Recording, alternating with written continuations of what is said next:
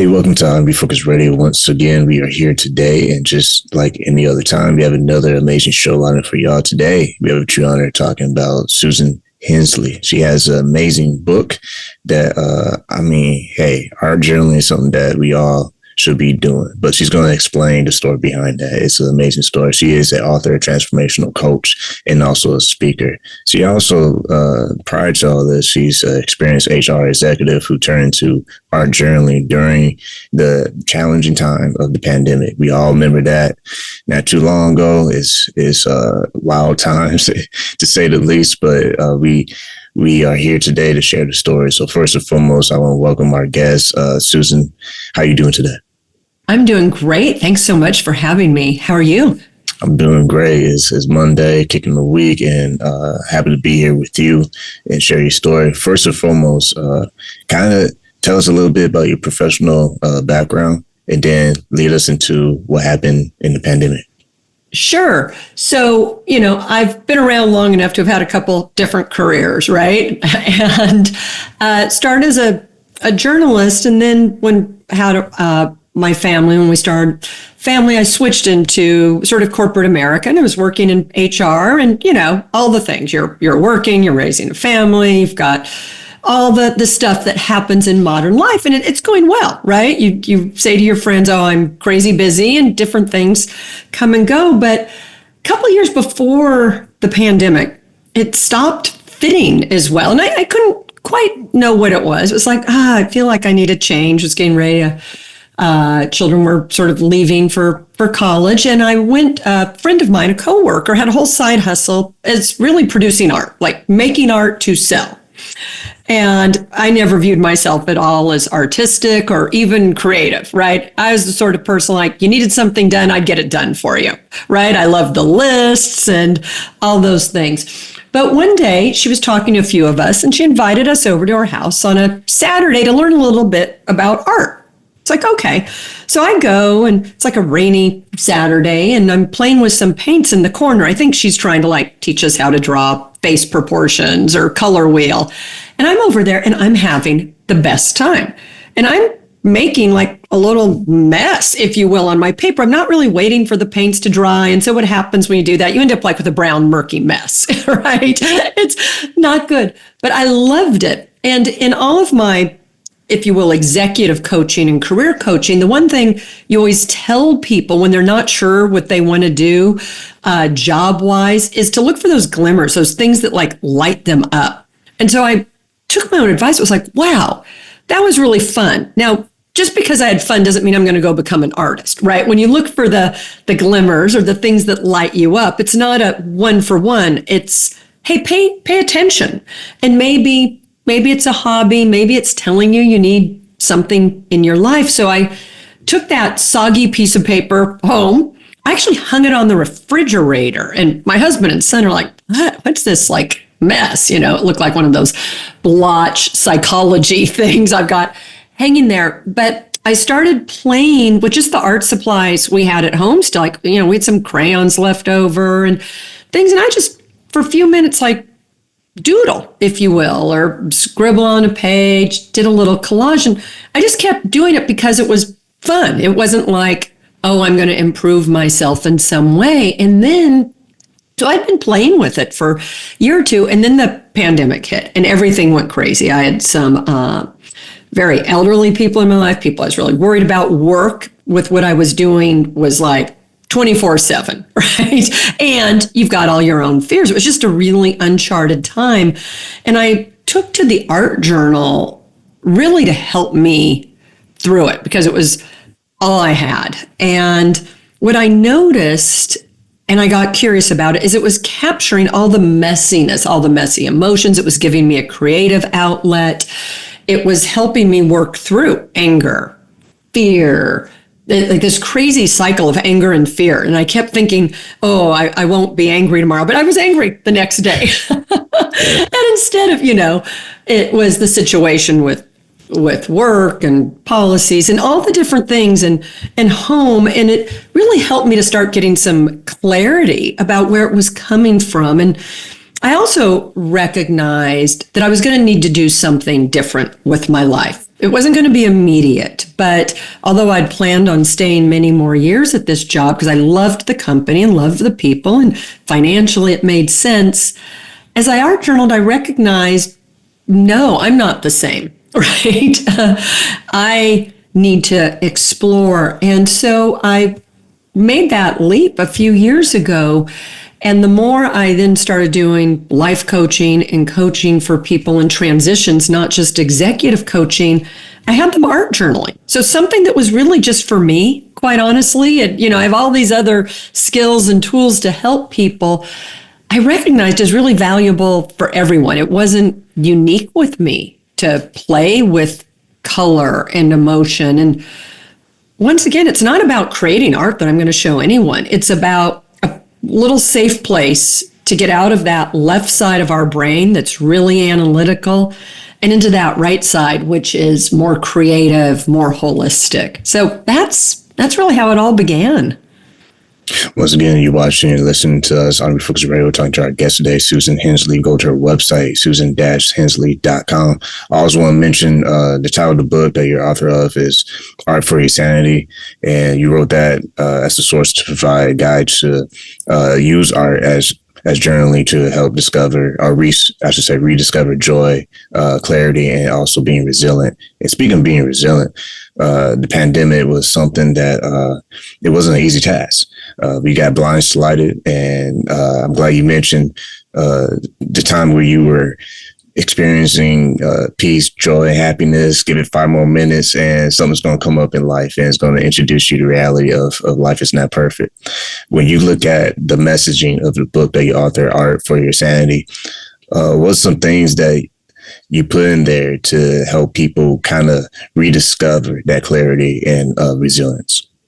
So thank you. It's a great question. It really starts first with encouraging people to take just a few minutes and play, to sort of silence that inner critic and do something creative. I'm using art. You could do it with singing, instruments, nature, but it starts with just allowing a little bit of time for play. As adults, that's one of the first things to go.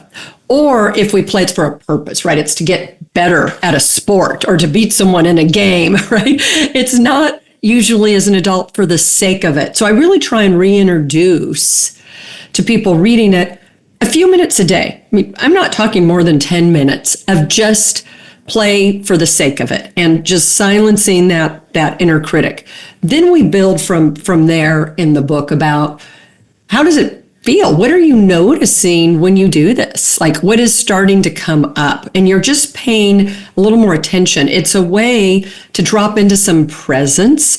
A lot of people, I enjoy meditation. I think it's a really great practice, but so many people say, I can't still my mind, or it doesn't work for me. What I love about art is it gives that sort of side of your mind that's more intuitive something to do, right? It's a way to start to get more grounded and centered. So it's a really great tool for people who are, if you will, sort of fidgety or wanting to ground themselves, but the actual act of like sitting still or meditating sends them the other direction. I find it really, really helpful. So in the book, we go through starting as a place for play, then getting really curious about what's coming up. Why are you enjoying, whether it's collage or paint or these images? How did you feel when you were doing it? And then it's starting to recognize some patterns over time. And I believe it's really a source of tapping into your inner wisdom. Like, what's it telling you? Maybe take that chance or create a new space, pursue something that's intriguing you. It's really interesting when we stop trying to always analyze and think our way out, right? And just sort of see what comes up when we're doing something creative. I really find it as a way to create a dialogue, if you will, with your inner self. When you look at how people who may not be creative, they're not in arts, creative processing, trying to be a painter or anything like that, how does your book kind of break that down for them to say, hey, you may not be artistic, but you can still use this art journaling as a tool to explore what you haven't explored yet?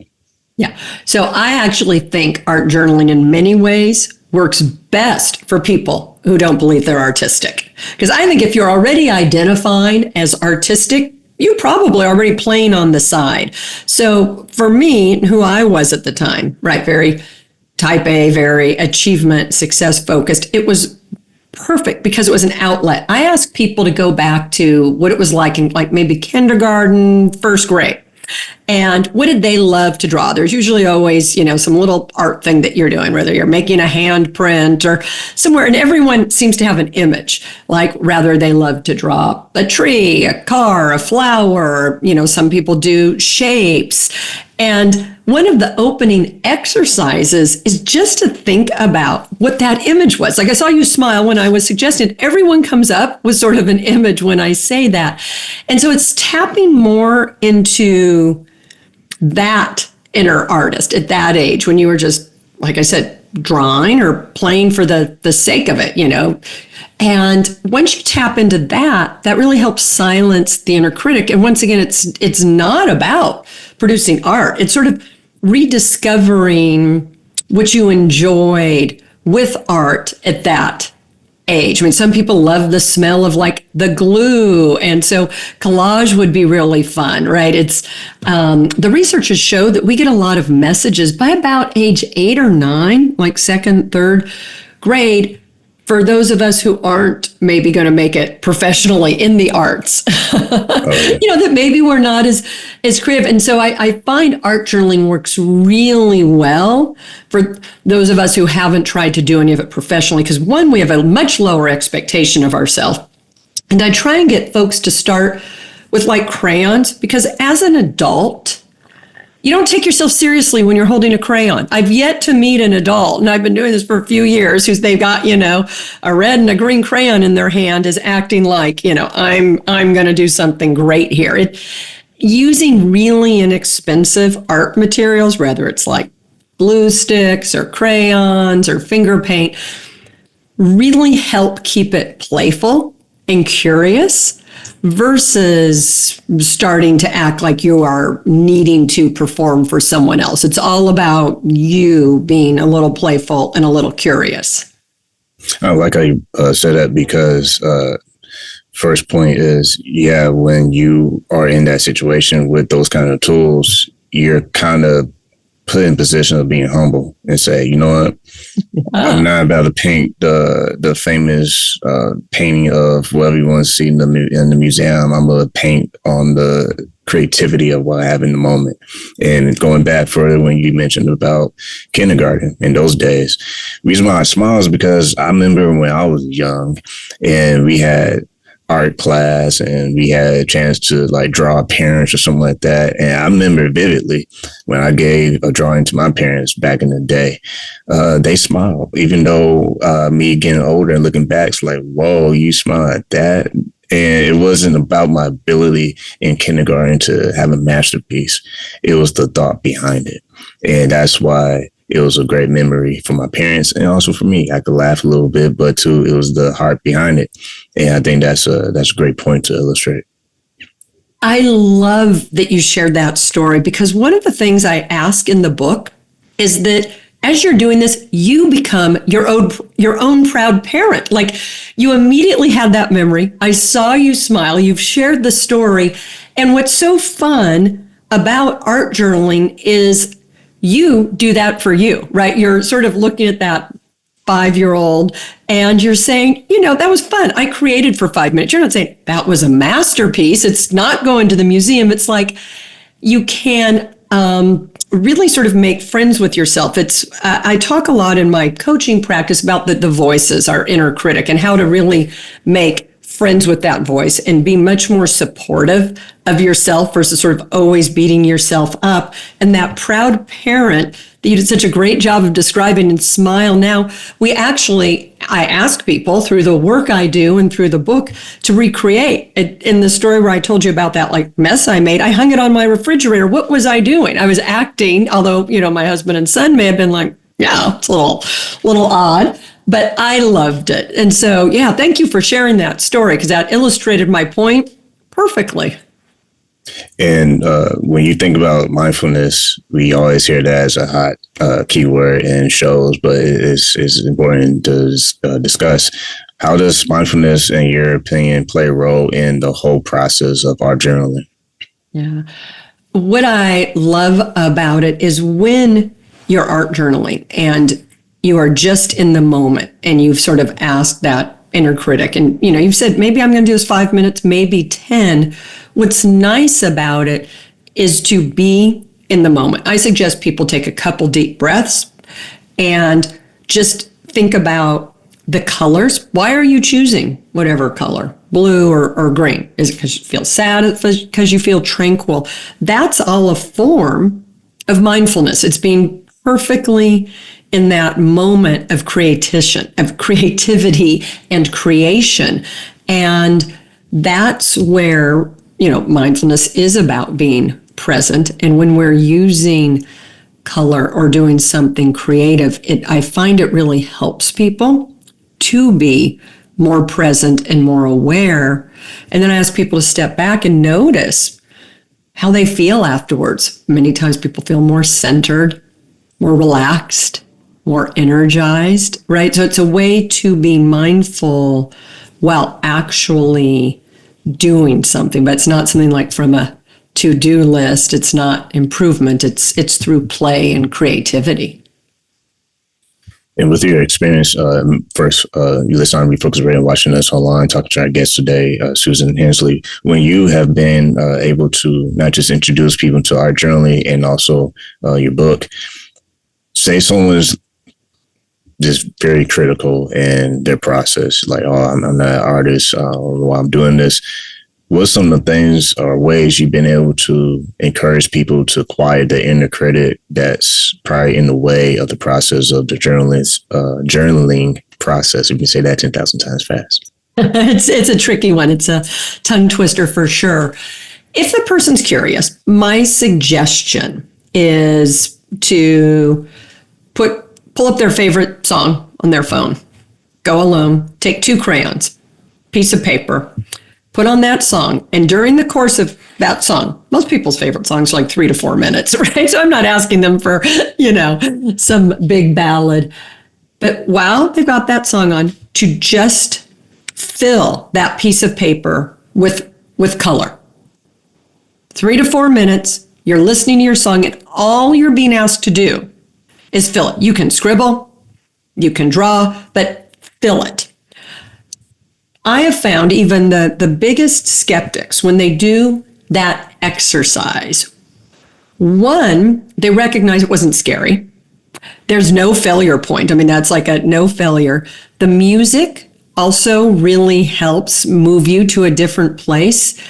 And then what I've had people tell me that they really enjoyed, particularly someone with the mindset that you were describing, they tend to be a person who's looking for rules and instructions. And what I get told every time is it was so freeing because it was a safe container, right? Just 3 to 4 minutes, 2 colors. You're just filling like an 8 by 10 piece of paper, right? You're not filling a big piece of paper. It could be half of that.